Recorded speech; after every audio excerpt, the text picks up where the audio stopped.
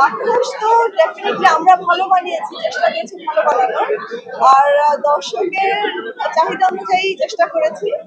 দর্শকের যে পরিমাণ দর্শক আমরা দেখছি এখন পর্যন্ত, যে পরিমাণ টিকিট বিক্রি হচ্ছে এবং আগামী দুদিন পর্যন্ত সব টিকিট সোল্ড আউট হয়ে গেছে, তো ওই দিক থেকে আমার মনে হয় যে রাক্ষস বেশ ভালো করছে এবং সামনে আরো ভালো করবে। ছাড়িয়ে যেতে পারবে কিনা আমি বলতে পারছি না এখন, কারণ প্রত্যেকটা সিনেমা এবার ঈদে যতগুলো সিনেমা এসেছে সবগুলো সিনেমাই খুব ভালো, সবাই যে যার যার মতো ভালো করেছে। তো ছাড়িয়ে যেতে পারবে কিনা সেটা তো আসলে কয়েকদিন পরেই বোঝা যাবে, বাট আশা তো করবো ওরা সবচেয়ে ভালো করবে। চ্যালেঞ্জিং তো একটু ছিলই, কারণ একজন আমি তো প্রথম শাকিব খানের সাথে কাজ করেছি, শাকিব খানের সাথে প্রথম বরবাদ করেছি। সবচেয়ে বড় চ্যালেঞ্জ ছিল যে বরবাদের চাইতেও কোনো বেটার কিছু করার।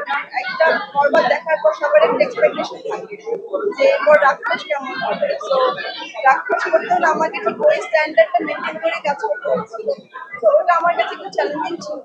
আর এখন দর্শকের সব দর্শকদের দেখে এত ফুটবল দেখে সিনেমা হলে আমার কাছে এখন মনে হচ্ছে যে না, আমার যতটা চ্যালেঞ্জ মনে হচ্ছিল এখন আর অতটা চ্যালেঞ্জিং মনে হচ্ছে যে না, রাখতে ভালো যাবে।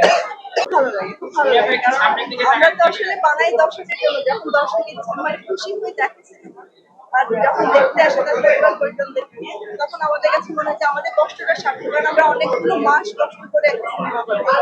তো এটা আমাদের কাছে সাকসেসফুল একটা ফিল হয় যে আমরা সাকসেসফুল, ফাইনালি আমরা সিনেমাটা দেখি।